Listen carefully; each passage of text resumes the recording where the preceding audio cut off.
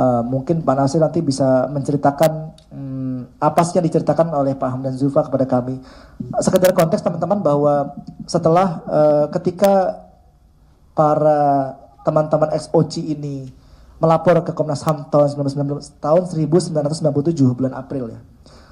Lalu dari Komnas HAM itu memerintahkan kita untuk membentuk tim gabungan untuk menyelidiki, untuk menindaklanjuti rekomendasinya. Gabungan ini berasal dari tim OCI, diwakili dengan Pak Hamdan Zulfa ya, begitu. Ada juga terlibat Pak Tony, dan juga dari Komnas HAM itu sendiri. Nah, kebetulan untuk menindaklanjuti rekomendasi Komnas HAM terkait dengan asal-usul, itu yang pergi adalah Pak Hamdan Zulfa. Mungkin Pak Nasif bisa cerita sedikit Pak konteksnya.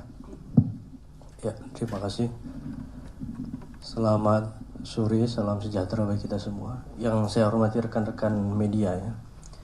Tadi seperti yang dijelaskan, saya sebenarnya mewakili Pak Hamdan Zulfa. Pada saat itu Pak Hamdan Zulfa memang ditunjuk oleh OCI untuk menjadi kuasa hukum pada saat adanya laporan ke Komnas HAM terkait dengan permasalahan atau dugaan adanya penganiayaan dan seterusnya itu. Jadi sebenarnya cerita yang disampaikan sekarang heboh di media ini sebenarnya bukan cerita baru kira-kira gitu. Ini sudah pernah dilakukan investigasi mendalam oleh Komnas HAM. Nah, itu poin pertama. Artinya apa? Artinya dugaan-dugaan yang sekarang yang disampaikan ini, bahwa yang tadi diceritakan lah macam-macam tuh ya. Ada penyiksaan, kemudian bahkan dalam tanda kutip ada katanya semacam perbudakan. Itu sebenarnya sudah diklarifikasi, diinvestigasi oleh Komnas HAM tahun 97. Jadi tahun 97 itu ada laporan terkait itu. Kemudian pihak dari Komnas HAM tentu membentuk tim. Nah, di dalam tim itu ada pihak dari OCI tadi disebutkan juga, ada dari Komnas HAM dan juga dari pelapor. Ya. Nah, investigasinya itu tidak hanya kemudian dilakukan melalui interview di kantor Komnas HAM, tetapi juga turun ke lapangan, termasuk melihat lokasi-lokasi yang diduga terjadinya ada dugaan yang dituduhkan itu. Jadi tidak hanya sebatas wawancara di kantor Komnas HAM, tetapi juga melakukan peninjauan lapangan. Tentu ini untuk mengkonfirmasi apakah betul ada bukti-bukti yang valid gitu ya terhadap dugaan-dugaan yang disampaikan. Dan itu sebenarnya dalam tanda kutip itu sebenarnya bukan investigasi. Kalau investigasi kan itu seolah-olah sudah masuk ke proses pro-justisia, hukum gitu ya. Ini pada saat itu sebenarnya istilahnya adalah pemantauan. Nah, dari sisi pemantauan itu kemudian Komnas HAM menerbitkan rekomendasi. Yang tadi mungkin kalau rekan-rekan ikuti di Komisi 3 itu sempat dibacakan rekomendasi. Nah, hal yang penting mungkin untuk dicermati juga bahwa di dalam rekomendasi itu ya, sebenarnya tidak ada satupun kata atau kalimat yang menyatakan telah terbukti pelanggaran HAM-nya. Kalau teman-teman atau rekan-rekan media baca tadi di dalam rekomendasi itu bahasanya adalah cenderung. Ada kecenderungan terjadi pelanggaran HAM. Ya, mungkin kita semua kalau belajar bahasa Indonesia yang baik dan benar, kira-kira kalau ada kata-kata cenderung itu, tentu itu bukan sesuatu hal yang sudah bisa dipastikan pasti begitu ya, atau terbukti pasti. Nah, dan itu juga terkonfirmasi dengan adanya press release dari Komnas HAM terakhir itu April kalau nggak salah ya. Tanggal 20 berapa? 25 ya? April 2025. Di situ bahasanya juga jelas. Ini yang perlu kami pertegas.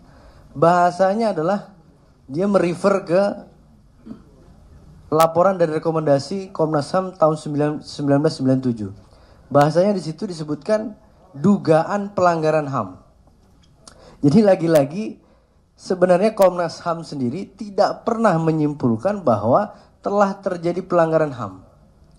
Makanya kalau kita mau merefer ke bukti otentiknya kira-kira gitu ya, ke yang rekomendasi itu yang tadi ditampilkan di Komisi 3 itu kita bisa melihat dengan pasti begitu ya bahwa sebenarnya cerita soal pelanggaran HAM itu sebenarnya tidak ada ya. Nah, itu yang pertama yang ingin kami pertegas. Kemudian yang kedua, bahwa ada indikasi terhadap itu memang di dalam rekomendasi itu ada ya. Indikasinya apa? Ini sekali lagi indikasi ya, artinya bukan sesuatu hal yang telah terjadi dan terbukti begitu. Indikasi baru. Mungkin bisa ditampilkan di situ. Nah, indikasi-indikasi pelanggarannya itu yang pertama adalah terkait dengan asal-usul, identitas, hubungan kekeluargaan dan seterusnya. Itu yang pertama. Kemudian yang kedua, ada indikasi pelanggaran terhadap hak-hak anak untuk bebas dari eksploitasi yang bersifat ekonomis. Ketiga, pelanggaran terhadap hak-hak anak untuk memperoleh pendidikan umum yang layak. Kemudian pelanggaran terhadap hak-hak anak untuk mendapatkan perlindungan keamanan dan jaminan sosial yang layak. Nanti akan kita elaborasi terkait dengan tindak lanjutnya. Jadi ada 4 hal itu yang sifatnya indikasi sebenarnya. Dan itu dikonfirmasi sekali lagi oleh Komnas HAM terakhir di April 2025. Nah, dari keempat ini kalau kita lihat, tidak ada di situ indikasi adanya penyiksaan. Kira-kira itu. Teman-teman nanti bisa cek sendiri langsung. Jadi tidak ada di situ Komnas HAM menyinggung soal penyiksaan. Artinya apa? Kalau itu memang benar terjadi pada saat itu, tentu hasil pemantauan Komnas HAM akan bicara soal itu, kira-kira gitu. Pasti akan tertera di situ. Tidak mungkin tidak gitu. Nah, karena artinya apa? Kalau Komnas HAM tidak mencantumkan itu, berarti hasil pemantauannya memang tidak menemukan bukti-bukti yang valid terkait dengan adanya dugaan penyiksaan. Itu poin yang kedua. Jadi hanya 4 indikasi ini yang ditemukan oleh Komnas HAM. Kemudian yang ketiga, atas dasar adanya fakta-fakta itu, indikasi tadi, maka Komnas HAM memberikan 4 rekomendasi. Ya. Yang pertama, OCI bekerja sama dengan instansi-instansi terkait, Komnas HAM, Puskopau, Depdikbud, dan Menpora perlu segera secara koordinatif mencegah dan mengakhiri terjadinya perbuatan yang cenderung menimbulkan pelanggaran HAM. Nah, ini lagi-lagi kalau misalnya dari pihak sebelah mendasarkan pada rekomendasi bahwa terbukti ada pelanggaran HAM, mungkin salah baca kali ya. Di rekomendasi poin berapa ini? 3A ya, 4.1 itu jelas bahwa terjadi perbuatan yang cenderung menimbulkan pelanggaran HAM. Nah, itu satu. Kemudian yang kedua, 4.2, untuk menjernihkan asal-usul anak-anak pemain sirkus yang belum jelas asal-usulnya, OCI bekerja sama dengan Komnas HAM akan melakukan publikasi dan langkah-langkah yang diperlukan. Nah, terkait dengan rekomendasi 4.2 ini, pada saat tidak lama setelah terbitnya rekomendasi ini, memang Komnas HAM beserta ada dari pengawasnya. Jadi nggak hanya Komnas HAM sendiri, ada juga pengawas beserta tim pelapor dan juga tim dari kuasa hukum OCI yang pada saat itu Pak Ham dan Zulfa langsung yang ikut, itu menyisir sejumlah lokasi yang diduga itu tempat asal-usulnya anak-anak pemain sirkus ini. Ya. Nah, ketika terjun ke lokasi itu, ya memang tidak ditemukan lagi begitu ya. Sulit karena ini udah beberapa tahun yang sebelumnya begitu ya. Dan dalam tanda kutip memang sejumlah anak-anak yang kemudian diambil ini katakanlah begitu, itu memang ada yang misalnya dari panti asuhan, atau misalnya ada yang dia hanya punya ibu tidak punya bapak dan ibunya pun dalam tanda kutip sudah mengikhlaskan lah kira-kira gitu, udah nggak. Sehingga kalau ditanya tadi misalnya soal apakah ada pada saat awal ini perjanjian atau apa, mungkin ya sekarang kita sudah nggak bisa telusuri lagi. Karena pada saat itu Komnas HAM pun sudah berusaha keras untuk menelusuri ke arah sana, memang sulit. Apalagi sebenarnya pelakunya pada saat itu dalam tanda kutip ya, yang membawa anak-anak itu, merekrut lah kira-kira gitu, itu kan Pak Hadi Manansang ya, almarhum Pak Hadi Manansang. Sehingga yang 3 orang sekarang ini memang nggak tahu menahu gitu loh. Bagaimana kemudian anak-anak itu kemudian bisa sampai ke rumah Pak Hadi kemudian ikut untuk bermain sirkus. Tetapi bukan berarti tidak ada upaya. Sudah ada upaya terkait dengan hal itu. Nah, pada saat itu ya prinsipnya dari Komnas HAM karena sudah melihat langsung kondisinya ketika didatangi sejumlah lokasi yang sekali lagi diduga tadi adalah tempat anak-anak ini kemudian diambil. Nah, itu kemudian ya Komnas HAM tentu tidak mau kemudian setback ke belakang lagi kira-kira gitu, mempersoalkan terus karena tidak ada ujungnya begitu. Nah, oleh karena itu pada saat itu Komnas HAM menyampaikan bahwa ya ini yang penting kemudian berikutnya untuk ke depan ini identitas para anak-anak ini kemudian diuruslah kira-kira gitu. Yang itu pada fase berikutnya kemudian telah dilakukan oleh OCI gitu. Nah, itu yang rekomendasi yang kedua. Kemudian yang ketiga, praktek latihan terhadap anak-anak atlet sirkus yang disertai dengan tindakan-tindakan disiplin yang keras hendaknya dijaga jangan sampai menjurus ke arah penyiksaan baik mental maupun fisik. Nah, ini kalau terkait ini tentu nanti testimoni-testimoni dari para saksi itu yang bisa mengkonter karena kami juga tentu tidak melihat secara langsung. Tetapi prinsipnya adalah Komnas HAM sendiri sebenarnya mengakui bahwa memang terkait dengan metode pelatihan di sirkus ini agak beda gitu loh dengan atlet-atlet pada umumnya begitu, yang lain begitu. Karena apa? Karena di situ juga direkomendasi disebutkan butuh kedisiplinan dan lain sebagainya sehingga ada mungkin treatment khusus yang agak berbeda. Mungkin tingkat kedisiplinannya yang lebih tinggi dibanding yang lain. Tetapi memang Komnas HAM juga menyampaikan walaupun itu ada dalam tanda kutip dalam rangka melatih kedisiplinan, tetapi tidak boleh sampai mengarah kepada kekerasan fisik maupun psikis dan itu. Nah, itu kalau terkait tuduhan itu tentu yang tadi disampaikan saksi-saksi juga itu bisa membantah itu kan gitu. Kalau itu kan harus dibantah dengan orang yang juga menyaksikan secara langsung pada saat itu. Kemudian yang terakhir ini terkait dengan rekomendasi yang keempat, berbagai sengketa yang masih ada antara OCI dengan anak-anak atlet sirkus ex-atlet sirkus hendaknya diselesaikan secara kekeluargaan.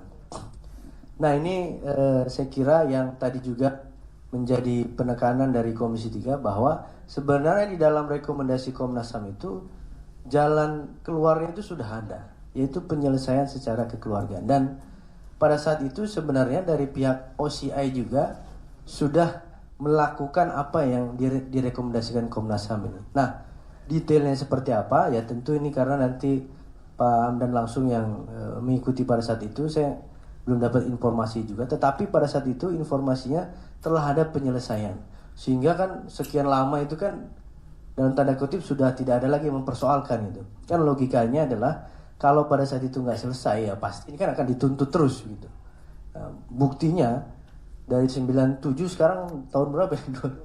2025 baru muncul lagi kan itu. Nah, ini yang dalam tanda kutip juga agak mengherankan. Nah, itu kira-kira 4 rekomendasi yang dikeluarkan oleh Komnas HAM dan bagaimana secara garis besar tindak lanjutnya. Nah, kemudian terakhir mungkin kami juga ingin menyampaikan satu kesimpulan begitu ya dari peristiwa ini.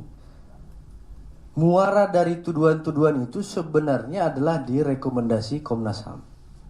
Ya. Jadi cerita-cerita yang berkembang segala macam itu entah yang sekarang masih otentik atau tidak atau sudah banyak dibumbui atau tidak kita nggak tahu lah ya. Tetapi pada prinsipnya seluruh cerita itu muaranya kan ada di rekomendasi dan itu sudah dinyatakan secara tegas oleh Komnas HAM. Pertama soal pelanggaran HAM-nya itu baru dugaan dan itu baru kalimatnya tadi kan cenderung begitu ya. Artinya tidak menyimpulkan terbukti, itu satu. Kemudian oleh karena itu rekomendasinya pun yang terakhir tadi yang sempat saya sampaikan tadi adalah diselesaikan secara kekeluargaan. Artinya ini sudah lebih ke hubungan privat lah kira-kira gitu. Dan yang berikutnya, kalau pada saat itu Komnas HAM menemukan ada bukti-bukti yang kuat yang mengarah ke tuduhan-tuduhan atau laporan itu, itu pasti Komnas HAM akan meningkatkan status hasil pemantauannya itu ke tahap yang berikutnya, kira-kira gitu. Kan kalau kita tahu misalnya penanganan pelanggaran HAM berat, yaitu nanti ada proses penyelidikan. Penyelidikan itu nanti dari Komnas HAM, penuntutan di kejaksaan dan sampai ke pengadilan. Dari pihak sebelah misalnya menyampaikan pada saat itu belum ada undang-undangnya. Ya, undang-undang HAM. Undang-undang HAM itu kan ada tahun 99 kemudian tahun 2000. Saya kira itu kan rentang waktunya tidak terlalu jauh. Apalagi pada saat itu juga kita tahu, mungkin sudah kita tahu, sudah ada laporan polisi di tahun 99 kalau nggak salah ya. 97, kemudian SP3 99. Nah itu. Artinya kalau memang di situ ditemukan ada bukti-bukti untuk mengarah ke misalnya Komnas HAM pun yang bertindak misalnya, itu masih bisa gitu. Masih ada kans untuk itu, dan faktanya sekarang kan kita lihat semua itu tidak terjadi dan hanya sampai selesai di rekomendasi dari Komnas HAM. Oleh karena itu terakhir sekali kami juga berharap ke semua pihak untuk dalam tanda kutip tidak menggoreng-goreng juga rekomendasi Komnas HAM ini. Karena ini yang jadikan seolah-olah pelanggaran HAM ini terbukti begitu. Nah itu sehingga bagi semua pihak ini kalau memang mau melihat secara jernih masalah ini khususnya terkait dengan rekomendasi itu, ayo mari kita baca-baca kata demi kata, kalimat demi kalimat yang tertera di dalam rekomendasi Komnas HAM. Jangan kemudian berspekulasi, beropini, apalagi menafsirkan semau-maunya sendiri gitu loh. Nah, itu yang kami tentu harapkan kepada semua pihak agar permasalahan ini bisa on the track lagi, jernih sesuai dengan apa memang fakta yang sebenarnya. Mungkin sementara itu. Baik, terima kasih Pak Nasir. Berikutnya mungkin saya juga supaya tidak